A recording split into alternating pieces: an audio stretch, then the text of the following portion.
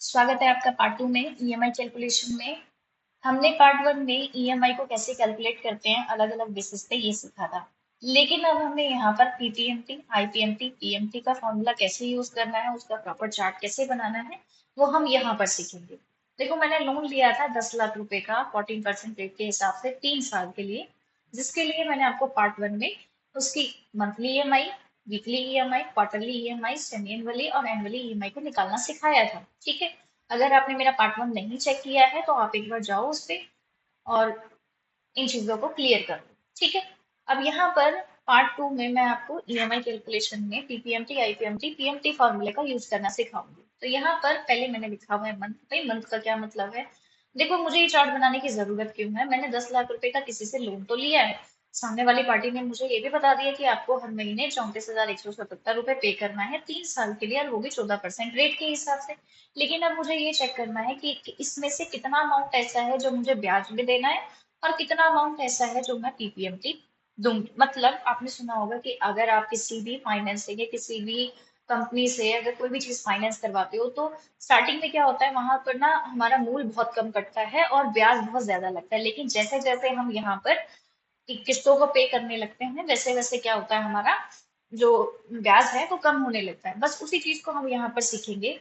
तो मैंने यहाँ पर जो लोन लिया था वो 3 साल के लिए लिया था। अब इन 3 सालों में कितने महीने हैं? कोई 36 मंथ होते हैं 3 साल में, तो मैं इन 36 को यहाँ पर ड्रैग कर दूंगी, क्योंकि 36 महीने तक किस हिसाब से, किस चार्ट के हिसाब से मेरा जो ब्याज और मूल में से पैसा कटेगा, वही चीजों को हम यहाँ पर देखेंगे। तो मैंने इसको ड्रैग कर दिया। ड्रैग करने के बाद ऊपर आ गए, और यहाँ पर हमें ये देखना है कि कितना पैसा हमारा प्रिंसिपल में से कट गया, जिसके लिए हमने पीपीएमटी का फॉर्मूला लगाया, जिसको बोलते हैं प्रिंसिपल पर मंथ टर्म।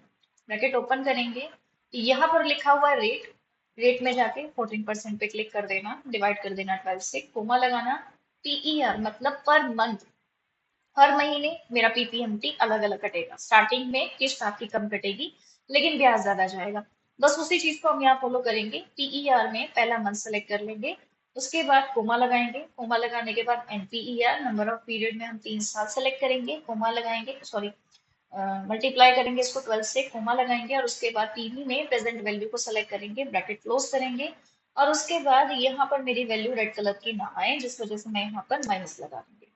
और उसके बाद इसी तरीके से हम आईपीएमटी निकालेंगे। अब अगर आप देखोगे तो मैंने आपको बताया था कि मंथली ईएमआई जो मेरी बन रही है वो 34,177 रुपये बन रही है, लेकिन इसमें से सिर्फ और सिर्फ 22,510 अमाउंट ऐसा है जो मेरा 10 लाख रुपए में से कट रहा है।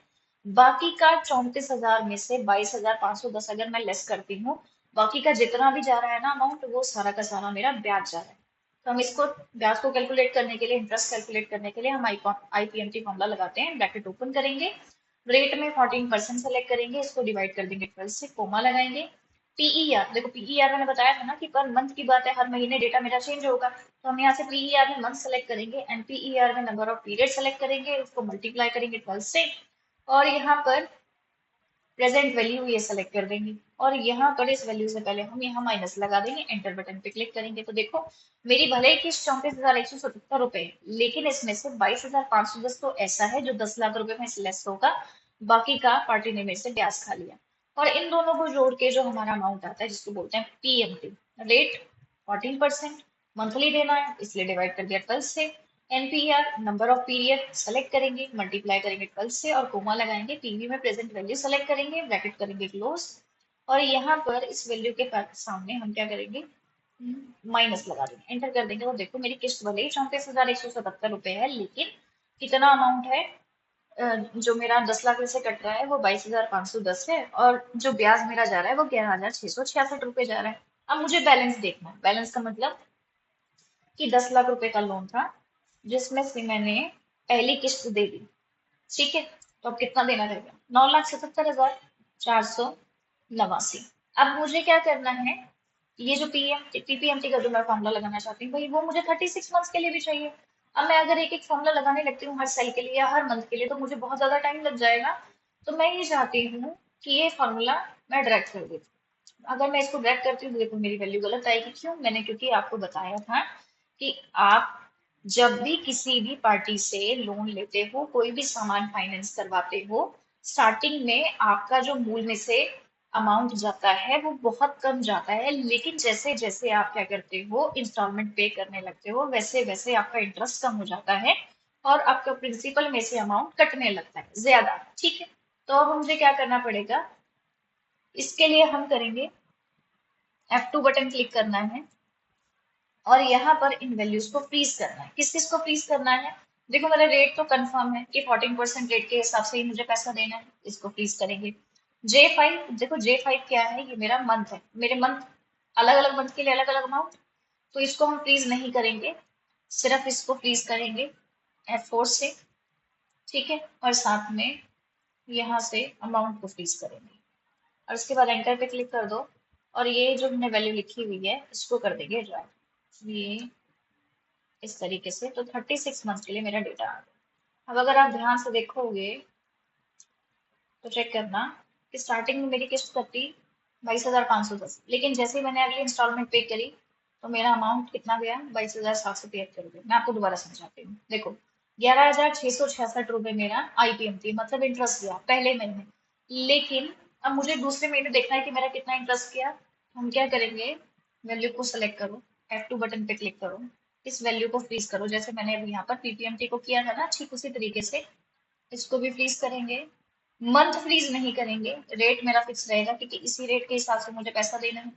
टाइम भी फिक्स रहेगा कि इतने टाइम पर ही देना है और इतना लोन अमाउंट देना है, ये भी फिक्स है। इनको सेलेक्ट किया और यहाँ से इसको भी ड्रैग कर दिया। अब अगर आप ध्यान से देखो तो क्या था, शुरू शुरू में मेरा कितना ब्याज गया, 11,666 रुपये, लेकिन मैंने दूसरी किस्त भर दी तो कितना गया, 11,404 रुपये। फिर मैंने तीसरी किस्त भरी तो कितना मेरा ब्याज गया, 11,138 रुपये। तो धीरे धीरे क्या होता है, ये लेस होता चला जाता है, आपका ब्याज कम होने लगता है और आपकी जो वैल्यू है इंटरेस्ट वाली वो धीरे धीरे घट के बिल्कुल जीरो हो जाती है। मतलब लास्ट में मुझे कितना देना रहेगा, 394 रुपये ही मेरा ब्याज रह गया। ठीक है, अब मुझे क्या करना है, देखो इन दोनों को जोड़ के क्या आता है, PPMT आता है, मतलब 22,510 में अगर आप 11,666 रुपये जोड़ते हो ना तो ये PMT निकलता है। मतलब मेरी जो किस्त है वो 34,177 रुपये ही है, ये तो मुझे कंफर्म है, लेकिन इसमें से कितना ब्याज गया वो हमने निकाल लिया और कितना अमाउंट ऐसा है जो हर महीने मेरा 10 लाख रुपए में से लेस हो रहा है। अब मुझे क्या करना है, इन वैल्यूज को भी फिक्स करना है। तो F2 पर जब बटन क्लिक करेंगे ना तो ये मेरा फॉर्मूला स्टार्ट हो जाएगा, ओपन हो जाएगा और यहाँ पर इन वैल्यूज को हम कर देंगे फ्रीज। सेम इसके साथ भी करेंगे, एंटर करेंगे और इसको सेलेक्ट करके नीचे कर देंगे ड्रैग। ये हमने इस वैल्यू को सेलेक्ट किया, ड्रैग कर दिया। अब मुझे क्या करना है, बैलेंस निकालना है। तो बैलेंस कैसे निकालेंगे, मैंने आपको भी बैलेंस निकाल कर दिखाया था कि मुझे कितना पैसा देना रह गया, 9,77,000। अब 9,77,000 में मैंने अगली किस्त दे दी, ये कितना देना रह गया, 9,54,000। फिर अगर मैं बैलेंस सेलेक्ट करती हूँ, बैलेंस में से अगली किस्त माइनस कर देती हूँ, फिर कितना रहेगा, 9,31,000। और ऐसे ही अगर आप अपनी वैल्यू को ड्रैग करोगे ना तो लास्ट में आपका ब्याज रह जाएगा बिल्कुल जीरो, मतलब आपने सारा पैसा पे कर दिया। अब मुझे ये चेक करना है कि कितना अमाउंट मैंने अब तक पे कर दिया और कितना ऐसा है जो मैंने पार्टी को ब्याज दे दिया। तो हम क्या करेंगे, यहाँ ऑल्ट के साथ में इज इक्वल टू प्रेस करेंगे, मेरा सम का फॉर्मूला लग जाएगा। तो मैंने 10 लाख रुपए का लोन लिया था, जिस पे हम क्या करेंगे, हम ये चेक करेंगे कि कितना मैंने पार्टी को ब्याज अब तक दे दिया। तो 2,30,394 रुपये पार्टी ने मेरे से ब्याज ले लिया। ठीक है, तो ये थी हमारी इस तरीके से कैलकुलेशन। आशा करती हूँ आपको वीडियो बहुत अच्छी लगी होगी। अगर आपको टॉपिक बहुत अच्छे से समझ में आ गया है तो प्लीज मेरी चैनल को लाइक करें, सब्सक्राइब करें और ज्यादा से ज्यादा लोगों को शेयर करें। ठीक है, थैंक यू।